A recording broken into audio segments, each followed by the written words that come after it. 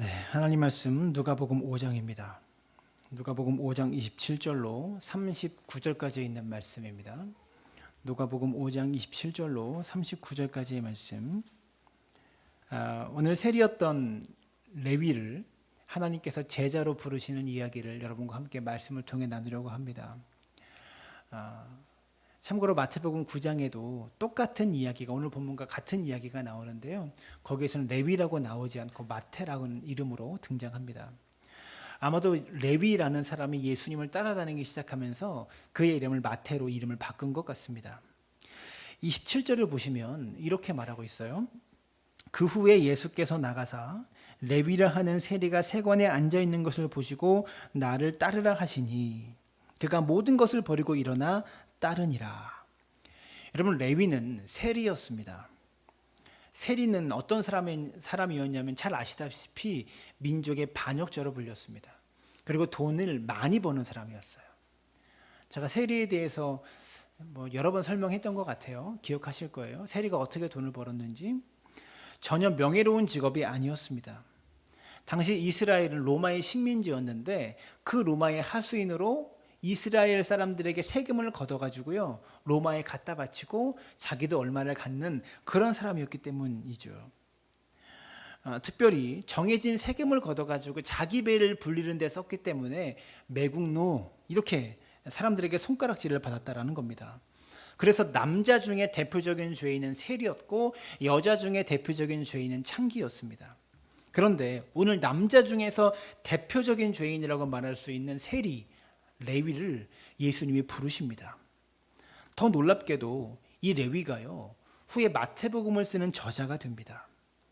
이스라엘 역사 가운데 긍정적인 인물로 그렇게 나올 가능성이 전혀 없는 사람이 세리예요.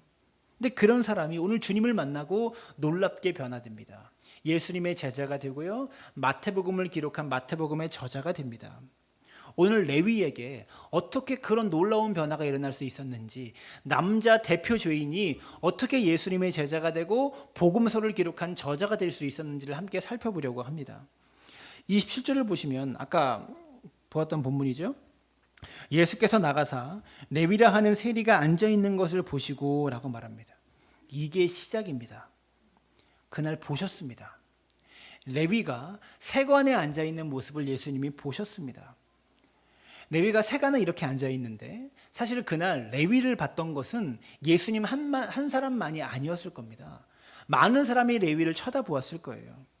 근데 여러분, 매국노가 여러분 앞에 있다면, 나라를 팔아먹은 사람이 여러분 앞에 있다면 여러분은 그 사람을 어떤 눈빛으로 바라보시겠습니까? 경멸하는 눈빛으로, 나쁜 놈이라고 외치고 싶은 마음이 가득한 눈빛으로 그 사람을 바라보지 않겠습니까? 왜 사람들이 레위를 이런 눈빛으로, 경멸하는 눈빛으로 쳐다보게 되었을까? 왜 그럴까요? 사람들은 레위의 지금 모습만 보기 때문에 그렇습니다. 레위의 현재 모습을 보기 때문에 그래요. 레위의 현재의 모습이 너무 죄악되었고 너무 나쁘기 때문에 그렇다는 거죠. 그런데 감사한 것은요, 우리 주님께서는 레위를 바라보실 때 레위의 지금의 모습을 바라보는 것이 아니라 변화될 제자의 모습을 바라보시면서 레위를 쳐다보셨던 것 같습니다. 사람들은 나쁜 놈, 나라 팔아먹은 놈, 이런 눈빛으로 레위를 바라봤지만 예수님은 레위의 변화될 미래의 모습을 내다보셨기 때문에 사람이 보는 눈과 예수님께서 레위를 바라보는 눈이 달랐다라는 거죠. 이게 감사한 겁니다. 언제나 사람들은요 우리의 지금의 모습을 보면서 우리를 판단합니다. 그러나 주님은 여러분의 미래를 보십니다. 사람은 지금의 모습을 보고 나를 천하게 여기고 업신 여길지 몰라도 주님은 변화될 우리의 미래의 모습을 바라보면서 우리를 사랑해 주신다는 거죠. 요한복음 9장에 보면 태어나면서부터 소경된 사람이 나와요. 근데 사람들의 관심사가 무엇이었냐? 이 사람이 왜 소경으로 태어났습니까? 이 사람의 죄 때문입니까? 부모의 죄 때문입니까? 왜 이 사람이 소경으로 태어났는가? 이거 가지고 사람들은 궁금해합니다. 이 사람이 소경이로 태어난 이유를 사람들이 알고 싶었던 거죠. 근데 주님이 똑같이 이때도 미래에 대한 이야기를 하십니다. 누구의 죄 때문이 아니다. 이 사람을 통해서 하실 일이 있다라고 말씀하고 있습니다. 누구의 죄 때문에 이 사람이 그렇게 태어나는 것이 아니라 이 사람을 향한 하나님의 특별한 계획이 있기 때문에, 이 사람을 향한 하나님의 뜻이 있기 때문에, 이 사람을 통해서 하실 일이 있기 때문에 그가 그렇게 태어나는 것이다. 그렇게 말씀하고 있는 거죠. 지금도 예수님이 우리를 이러한 눈으로 바라보고 있다는 것을 여러분들이 기억하셨으면 좋겠어요. 레위의 현재의 모습이 아니라 미래의 모습을 보시면서 나를 따라오라, 나를 따르라, 이렇게 레위를 부르셨다라는 거죠. 다른 얘기 하나도 안 하셨습니다. 그냥 나를 따르라, 이 말씀 하셨습니다. 주님은 레위에게 언제부터 너의 인생에 꼬였고 잘못했는지를 생각해서 다시 그 자리로 돌아가서 거기서부터 나를 따르라, 이렇게 말씀하지 않았습니다. 주님은 지금 그 자리에서 일어나 나를 따르라, 이렇게 말씀하셨다는 거죠. 요즘 내비게이션이 있으면 길을 몰라도 어디든지 갈 수 있잖아요. 그런데 문제는 내비게이션의 인도를 받으면서 운전할 때도 가끔씩 길을 헤맬 때가 있어요. 길을 잘못 들어서. 그럼 내비게이션이 딴 길로 잘못 갔으니까 처음 출발했던 대로 다시 돌아가, 그렇게 말하지 않잖아요. 지금 있는 그 자리에서 길을 다시 가르쳐 줍니다. 길을 잘못 들어도. 근데 예수님의 인도하심이 이 내비게이션과 똑같아요. 우리 인생에서 어느 순간 일이 잘못되었는데, 일이 꼬였는데, 잘못된 길로 들어갔는데 주님이 너 잘못된 그 자리로 다시 돌아가서 거기서부터 다시 시작해야 돼, 이렇게 말씀하지 않으신다고요. 어떡합니까? 너가 서 있는 그 자리에서 나를 따르면 된다. 지금 있는 그 자리에서 다시 나와 함께 동행하면 된다, 이렇게 말씀하신다라는 겁니다. 세상 사람들은 실패의 원인을 찾고 실패의 근원을 찾고 거기서부터 다시 인생을 시작해야 된다라고 말하지만 주님은 있는 그 자리에서 우리를 따르라고 말씀하고 있다라는 것이죠. 사랑하는 여러분, 우리의 삶이 언제부터 꼬였는지 모르고 언제부터 잘못되었는지 모르지만 잘못된 그 자리에서 지금 이 순간부터 주님을 따라가는 믿음의 사람들 되어지시기를 주님의 이름으로 축원합니다. 이 말을 듣고 레위가요, 세리였던 이 레위가 자리를 박차고 일어나서 모든 것을 버리고 예수님을 따라갔습니다. 전에도 예수님의 수제자 베드로도 모든 것을 버리고 따라갔어요. 어부였던 베드로가 예수님께서 부르실 때 그가 그물을 버리고 예수님을 따라갔다라고 성경은 기록하고 있습니다. 근데 굳이 비교하면 베드로가 예수님을 따르기로 했던 결단보다 이 레위가, 세리였던 레위가 예수님을 따르기로 했던, 둘 다 모든 것을 버리고 예수님을 따라갔는데 굳이 비교하자면 세리 마태의 결심, 세리 레위의 결심이 베드로의 결심보다 더 대단한 결심이었던 것 같습니다. 굳이 비교하면. 왜 그러냐면 베드로야, 나중에 다시 업으로 돌아가면 됩니다. 그죠? 예수님 따르다가 다시 업으로 돌아가면, 다시 금을 잡으면 돼요. 내려놨던 금을 다시 잡고 그 어부 일 하면 돼요. 근데 그 세리는 국가 공무원입니다. 그래서 공무원이 사표 쓰고 나면 다시 돌아갈 수 없잖아요. 마태는 업으로 다시 돌아갈 수 있는데 세리였던 레위는 다시 그 자리로 돌아갈 수 없는 거예요. 돈을 많이 버는 자리인데. 레위는 대단한 결심을 한 겁니다. 큰 돈 만질 수 있고 돈을 많이 벌 수 있는 그런 자리를 버립니다. 모든 것을 버려두고 예수님을 따라갑니다. 여기서 질문하겠습니다. 예수님께서 레위를 부르시자 이 레위가 돈을 많이 벌 수 있는 공무원직, 이 공무원이 월급쟁이 공무원이 아니라 자기가 일한 만큼 엄청난 돈을 거두는 거예요. 그런데 이 레위가 이 국가 공무원직을 버리고 예수님을 따라갔습니다. 여러분, 이 모습이 멋있습니까? 아깝습니까? 이 모습이 멋있습니까? 아깝습니까? 아깝죠. 솔직하게 아깝습니다. 저도 조금 아깝더라고요. 오늘도 우리가 헌금을 드리면서 헌금송을 불렀습니다. 나의 모습 나의 소유 주님 앞에 드립니다. 여러분, 이 찬송 드릴 때 거부감 들지 않으셨습니까? 왜 모든 것을 주님께 드려야 돼? 이런 생각 하신 적 있으시죠? 모든 것을 드리기 아깝지 않으세요? 여러분, 저도 아깝습니다. 교회를 개척하고 이렇게 목회하면서 많은 헌금들을 하나님께 드렸는데요, 아깝습니다. 근데 여러분, 이 레위의 결단이 진짜 우리에게 필요한 결단임을 여러분들이 기억하셨으면 좋겠어요. 레위에 대해서 가만히 묵상해 보면 레위가 모든 것을 버려두고 예수님만 따라갔다고 이야기하는데, 사실 레위는 전에도, 예수님 따라가기 전에도 모든 것을 위해서, 어떤 한 가지를 위해서 모든 것을 버린 경험이 있는 사람이에요. 그는 이전에 돈을 벌기 위해서 모든 것을 버린 사람이었습니다. 당시 세리가 된다는 것은 돈을 많이 벌 수 있는 그런 기회가 되지만 그 외에는 모든 것을 포기해야 되는 일이었어요. 세리가 어떻게 세리라고 그랬죠?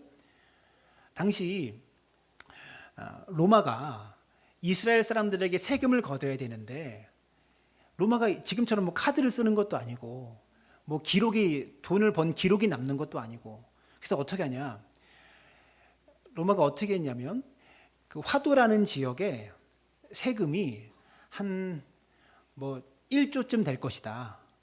1조쯤 될 것이다. 그러면 로마가 입찰을 해요. 세리들을 불러서 1조를 내라. 입찰을 합니다. 그 세리가 1조를 내는 거예요. 뭐 1,000억이다. 그러면 1,000억을 내는 거예요. 그래서 돈이 안 되면 2명, 3명이 같이 붙어서 입찰을 해가지고요, 동네를 돌아다니면서 1조를 걷는 거예요, 자기가. 그러면 그 1조 이상을 벌 수도 있겠죠. 얼마를 걷든지 로마는 신경을 안 씁니다. 그러니까 세리를 그렇게 미워하고 싫어하고 경멸하는 거예요. 상종을 안 하는 겁니다. 매국노라고 욕하는 겁니다. 근데 레위가 세리가 되었잖아요. 그럼 어떤 겁니까? 돈을 벌기 위해서 사람들의 손가락질을 다 감수한 거예요. 돈 때문에 모든 것을 포기한 사람이 바로 레위였다고요. 조국을 배신해야 됩니다. 자신의 명성을 포기하면서 매일 손가락질 받으며 살아야 합니다. 아버지가 아들의 이름을 레위라고 지었습니다. 그러면 자식을 향한 아버지의 소원이 뭐였겠어요? 레위 지파처럼 구별된 하나님의 사람이 되어서 하나님을 위한 일을 이 아들이 해주기를 바랬는데 아버지의 바람을 배신한 거죠. 성경에 따르면 마가복음에 이 레위를 소개할 때 알페오의 아들 레위라고 소개하고 있습니다. 알페오의 아들. 여러분, 성경에 아버지의 이름이 나온다는 것은 어떤 의미냐면 아버지가 유명한 사람이라는 거예요. 높은 사람이기 때문에 아버지 이름을 소개하는 거예요. 사람들이 어떤 사람을 기억할 때, 어떤 아들을 볼 때 아들 이름만 기억하지 않잖아요. 아들의 아버지까지 물어보잖아요. 당시 문화가 그랬어요. 아버지가 유명하기 때문에 레위의 아버지 이름을 성경에 써준 거예요. 그러면 유명한 아버지의 이름에 먹칠한 사람이에요. 아버지가 레위 지파처럼 소중한 하나님의 일을 하는 사람이 되어라 라고 했는데 지금 세리가 되었잖아요. 돈 벌기 위해서 모든 것을 포기하고 아버지 이름에 먹칠까지 하면서 그렇게 살았던 인생이다라는 겁니다. 돈 하나 얻기 위해서 사실 모든 것을 포기했던 사람이 바로 레위였어요. 그런 레위였는데 지금 이 순간은 모든 것을 버려두고 예수님을 따라가기로 결심했잖아요. 근데 이게 아까운 게 아니라 정말 잘한 겁니다.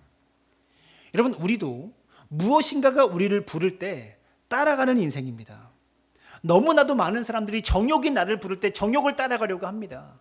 욕심이 나를 부를 때 욕심을 따라가려고 합니다. 우리는 다른 것이 부를 때 따라가지 말고 주님이 우리를 부를 때 따라가는 은혜가 여러분에게 있게 되기를 간절히 바랍니다. 우리 한번 계산해 봅시다. 마태가 잃은 것이 많았을까요? 얻은 것이 많았을까요? 얻은 것이 훨씬 많습니다. 그는 직업을 잃었고 돈을 잃었지만 레위가 얻은 것은 훨씬 가치 있고 의미 있는 것들을 얻은 거예요. 먼저 레위는 예수님의 제자가 됩니다.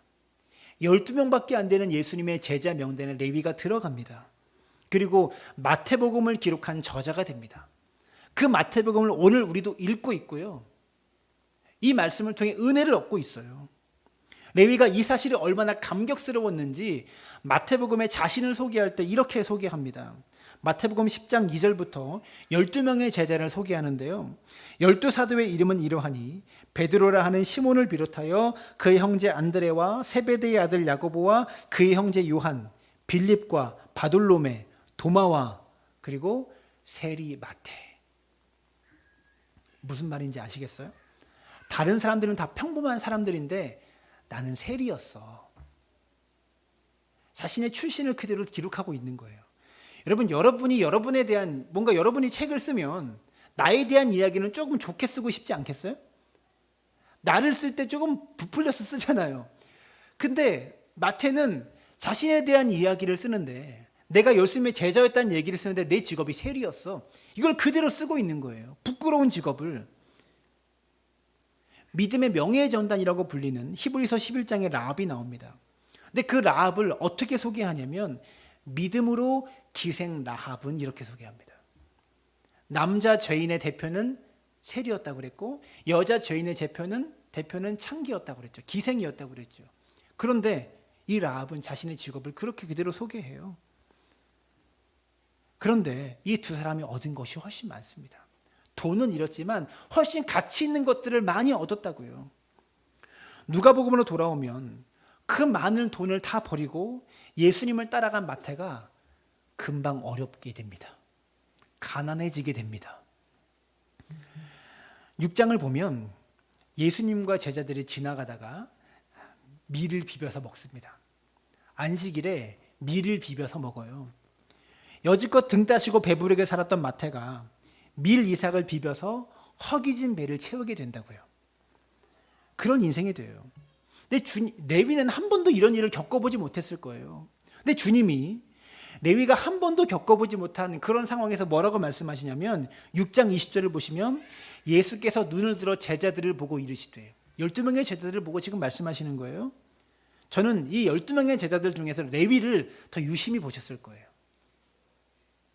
갑분데 돈 많은 사람인데 갑자기 밀을 비벼가지고 허기진 배를 채우는 그런 인생으로 전락해버렸어요. 어제까지 엄청난 부자였다가 갑자기 가난해졌잖아요. 그 레위를 보면서 하시는 말씀이 이겁니다. 6장 20절을 보면 너희 가난한 자는 복이 있나니 하나님의 나라가 너희의 것이며. 여러분, 레위가 이 말씀 들으면서 위로받지 않았을까요? 별로 이해가 안 되시는 분들, 이게 무슨 위로가 되냐라고 생각하시는 분들이 계실지도 몰라요. 근데 한 절 밑에 21절을 보면 또 이렇게 말해요. 지금 줄인 자는 복이 있나니 너희가 배부름을 얻을 것이며. 24절. 그러나 화 있을진저 너희 부유한 자여. 화 있을진저 너희 부유한 자여. 이 말씀 딱 들으면서 레위가 가슴이 철렁했을 거예요. 어제까지만 해도 내가 부유한 자였거든요. 돈이 많은 자였거든요. 돈을 얻기 위해서 가난한 사람도 갈취하고 폭력까지 쓰고 로마의 공권력을 뒤에 입어서 수단과 방법을 가지지 않고 세금을 걷어왔거든요. 자기가 낸 돈 이상은 뽑아내야 되잖아요. 어제까지만 해도 자기가 부유한 자였는데 사실 레위는 많은 것을 얻었습니다. 이제 더 이상 레위는 부끄러운 삶이 아니었습니다. 그 전까지는 부끄러운 삶, 사람들의 손가락질을 받고 욕을 먹는 삶이었는데, 근데 이제는 그 길로 가지 않기로 레위가 결단한 거예요. 예수님의 제자로서 자부심을 느낄 수 있는 삶을 살아가기 시작합니다. 그리고 오늘까지 마태라는 이름은 우리에게 기억되고 있다는 거죠. 모든 그리스도인들에게. 여러분, 예수님을 따라가는 삶은요, 결코 손해보는 삶이 아닙니다. 우리가 예수님을 따라갈 때 이전과는 비교할 수 없는 참된 가치 있는 것을 우리가 얻게 되는 거예요. 본문으로 돌아서 29절을 보시면 레위가 예수를 위하여 자기 집에서 큰 잔치를 하니. 놀라운 사실은 레위가 지금 실업자가 됐는데 잔치를 했다라는 겁니다. 이게 놀랍습니다. 여러분, 큰 잔치를 연다라는 것, 다시 말하면 돈을 많이 썼다는 거예요. 예수님의 부름을 받고 이게 너무 기뻐서 잔치를 열었어요. 집에 손님을 많이 초대하면 돈이 많이 듭니다. 레위는 이날 돈을 많이 썼습니다. 이게 왜 중요하냐면, 부자가 잔치하는데 그게 중요해? 근데 그게 중요한 게 아니라 그동안 레위는 돈을 주인으로 모시고 살았어요. 근데 예수님을 위해서 자기 돈을 쓸 수 있게 된 거예요. 돈 때문에 모든 것을 포기했던 사람입니다. 그런데 예수님을 따르기로 선택한 이후로 29절에 보시면 레위가 예수를 위하여 자기 집에서 큰 잔치를 하였다, 이렇게 말씀하고 있어요. 자기 돈을 위하여, 자기 돈을 주님을 위해 씁니다. 이게 레위가 변화된 모습이에요. 레위는 돈을 원래의 자리로 돌려놓았습니다. 레위에게는 돈이 주님을 위해 쓰이는 도구가 되었다는 거죠. 레위가 벌인 이 잔치가 어떤 의미가 있냐면 그동안 레위는 돈만 벌기 위해서 돈을 위해서 쩔쩔매며 그렇게 사는 인생이었는데 그 돈을 이제 주님을 위해서 마음껏 쓸 수 있게 되었던 날이라는 거예요. 레위가 돈을 제자리로 가져놓았다는 거죠. 교회에서 헌금 설교하면 부담된다라는 분들 계십니다. 맞습니다. 저도 부담됩니다. 듣는 것도 부담되고 하는 것도 부담됩니다. 근데 저는 얼마 헌금해라 이런 얘기 안 하잖아요. 헌금하라는 얘기는 전혀 한 적 없습니다. 돈이 어떤 의미인가, 헌금이 어떤 의미인가를 바르게 가르치는 거예요. 그래서 교회의 책임은 뭐예요? 여러분이 낸 헌금이 바르게 쓰여지고 있다는 것을 여러분들에게 믿음과 확신을 심어줘야 돼요. 목사를 위해서, 뭔가 교회의 이익을 위해서, 자기 이익을 위해서 쓰여지는 것이 아니라 이 돈이 교회 운영을 위해서 가난하고 헐벗고 굶주린 자들을 구제하고 살리기 위해서 바르게 쓰이고 있다는 믿음과 확신을 성도들에게 심어주는 것, 이게 교회의 책임이에요. 그리고 또 여러분의 책임은 뭡니까? 하나님을 위해서 내가 가진 것을 내놓을 수 있는 믿음이 여러분에게 또한 있어야 된다는 거죠. 돈 버는 것도 은사라고 생각하는데 돈이 하나님을 위해서 쓰이는 것보다 더 가치 있는 쓰임은 없다라고 저는 생각합니다. 헌금에는 영성이 있습니다. 헌금은 아무나 못합니다. 헌금에 어떤 의미가 있냐면 다른 사람은 자신의 주인으로 섬기고 있는 돈, 자신 인생의 모든 것이라고 섬기고 있는 그 돈을 하나님께 바친다는 의미가 있습니다. 그렇기 때문에 내 삶의 주인은 돈이 아니라 하나님이다. 이것을 믿음의 표현으로 하고 표현하는 것이 헌금의 의미예요. 그래서 헌금에는 신앙 고백이 담겨 있고 믿음이 담겨 있는 거예요. 헌금 아무나 못합니다. 헌금은 아무나 할 수 있는 게 아닙니다. 레위가 이 돈에서 자유함을 얻은 거예요. 돈을 원래 위치로 돌려놓은 것입니다. 계속해서 본문을 보시면 오늘 레위가 초대한 사람들을 보니까 큰 잔치를 벌여서 사람들을 초대했는데 초대된 사람들이 누구예요? 다 세리들입니다. 예수님을 위해서 잔치를 벌이면서 돈을 썼는데 그 잔치에 사람들을 초대해요. 누구를 초대했습니까? 세리들을 초대했습니다. 왜 그랬을까요?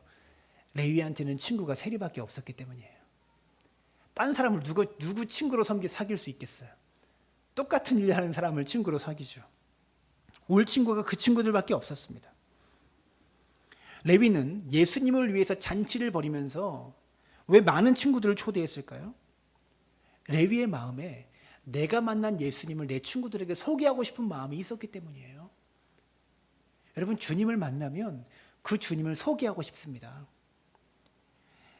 예수님 많이 드시고 잔치 차려놨으니까 많이 드시고 즐기고 끝내죠. 이게 아니었어요. 레위는 내가 만난 예수님을 친구들에게 소개하고 싶은 거였습니다. 레위가 초대할 수 있는 사람이 세리밖에 없어요. 이 말을 뒤집어서 말하면 오직 레위만이 세리에게 복음을 전할 수 있는 거예요. 누가 세리에게 다가가서 예수 믿으라고 말하겠습니까? 누가 세리를 전도하려고 다가가겠습니까? 세리에게 전도할 수 있는 사람은 세리밖에 없어요. 세리였던 레위만이 자기 친구 세리들에게 복음을 전할 수 있다는 거죠. 여러분, 우리가요 모든 사람에게 영향력을 미칠 수는 없습니다. 내가 영향력을 미칠 수 있는 대상은 한정되어 있어요. 과학자를 누가 전도할 수 있겠습니까? 과학자가 전도하는 거예요. 연예인을 누가 전도하면 연예인이 전도가 될 것 같습니까? 연예인이 전도하는 거예요. 깨달아지세요? 여러분, 각자의 삶에서 하나님이 여러분을 세우셨습니다. 왜 세우셨을까요? 여러분만이 영향을 미칠 수 있는 사람이 있기 때문에 나를 부르신 거예요. 우리가 모든 사람에게 영향을 미칠 수가 없어요. 세리는 세리에게 영향을 미칩니다. 여러분의 일터에서 내가 영향을 미칠 수 있는 사람이 있다라는 거죠.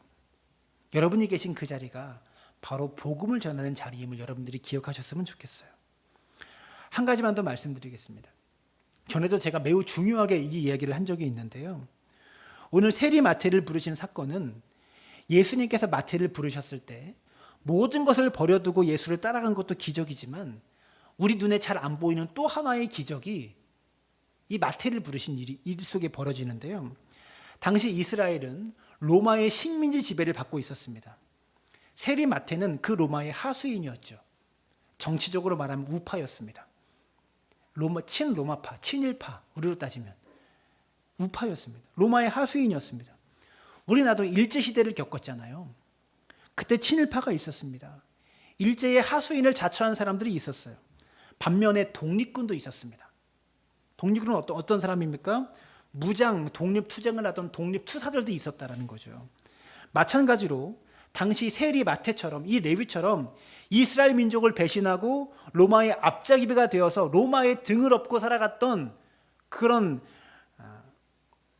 사람도 있었지만 로마에 대항해서 독립투쟁을 했던 사람들도 있었다라는 거죠. 좌파와 우파가 함께 있었다라는 겁니다. 그 당시에. 그들이 누구냐면 열심당원이었습니다. 들어보셨습니까? 당시 열심당원들은 가슴에 칼을 품고 다니다가 이 세리와 같은 사람이 오면 칼을 뽑아서 바로 찔러서 죽이는 그런 독립운동을 했던 사람이에요. 그러면 이 세리 레위와 열심당원이 같이 살 수 있겠어요? 이해되세요? 같이 살 수 있겠어요? 못 사는 거예요. 열심당원은 어떤 사람이에요? 세리가 보이면 가서 칼로 찌르는 사람이에요. 친일파들 보이면, 친로마파가 보이면 찔러서 죽이고 도망가는 사람이에요. 또 다른 데 가서 그렇게 독립투쟁을 했던 사람이에요. 이 세리와 열심당원이 같은 자리에 있을 수가 없는 거죠. 근데 놀라운 기적이 벌어집니다.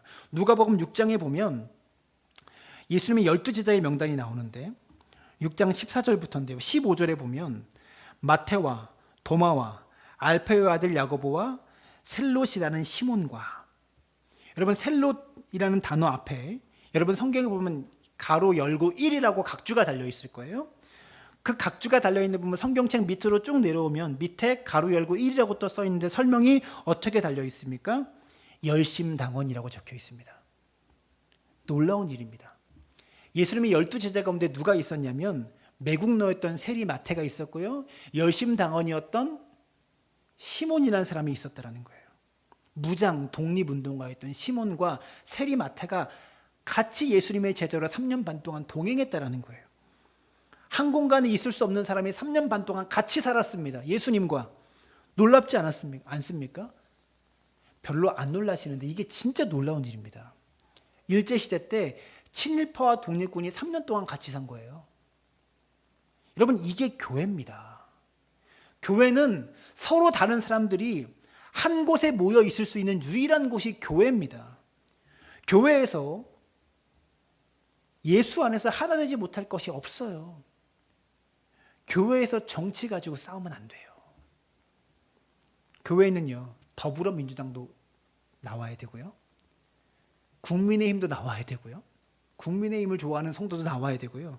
정의당 성도도 나와야 되고요.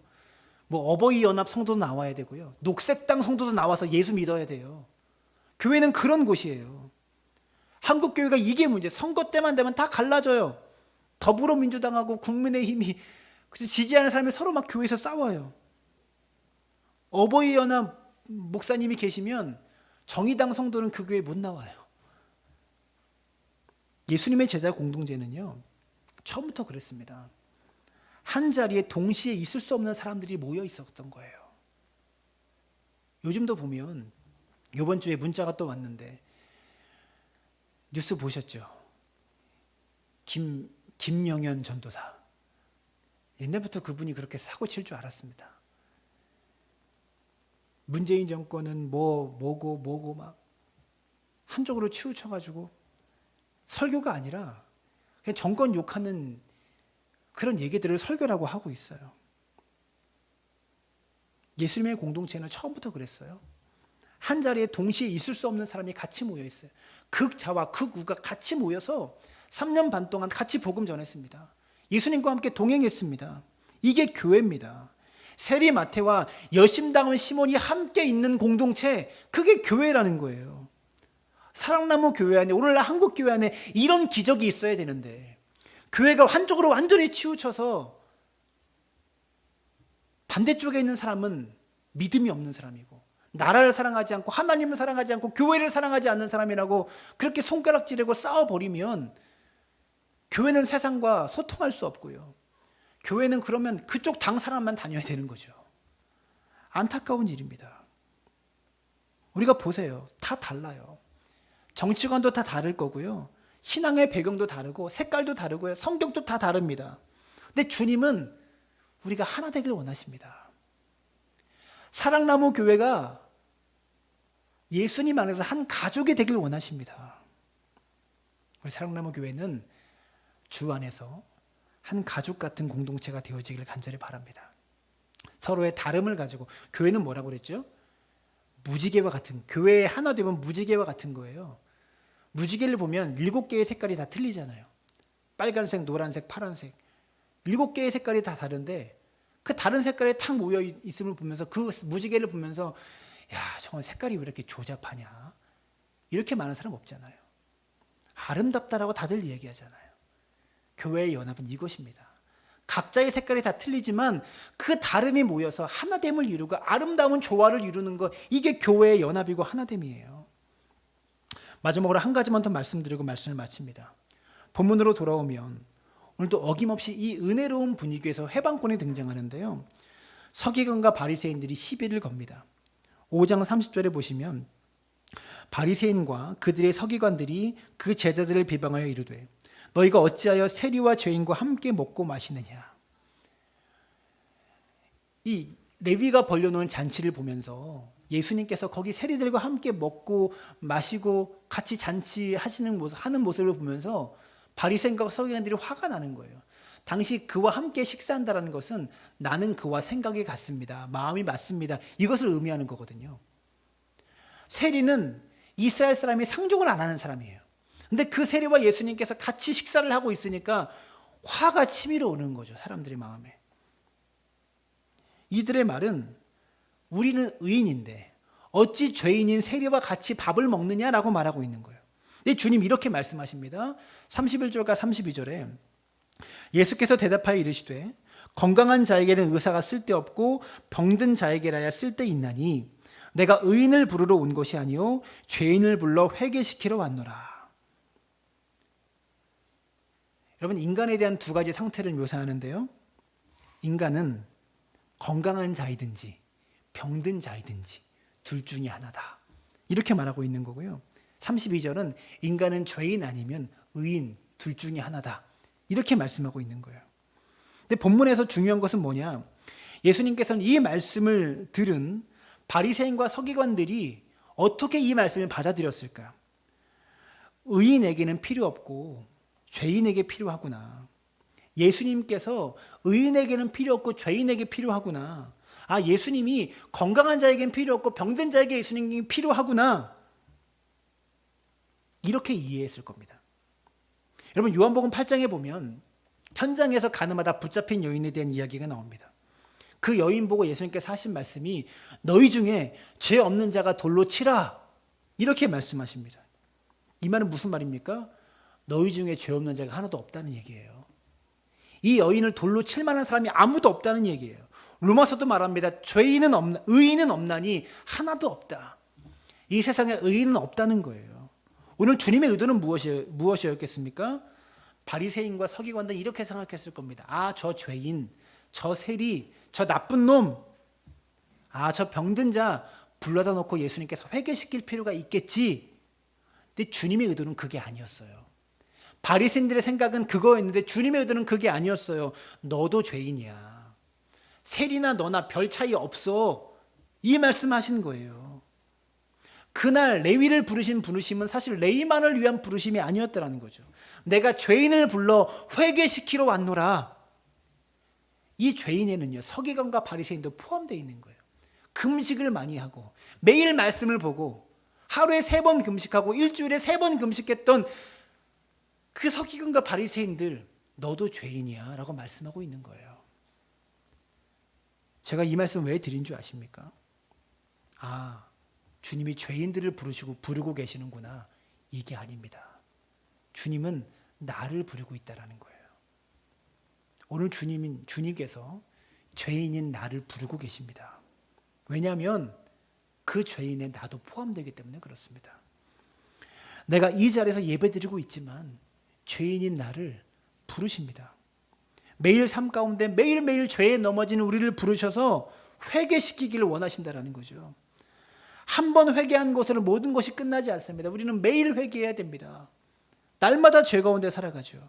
그러나 아직 한 번도 회개하지 못한 세리 마태와 같은 자를 불러서 회개시키기를 원하지만 매일 우리는 죄 가운데 넘어지고 무너지며 살아가는 저와 여러분도, 예수 믿으며 사는 여러분도 주님께서 회개시키기 원하신다는 것을 기억하셨으면 좋겠습니다.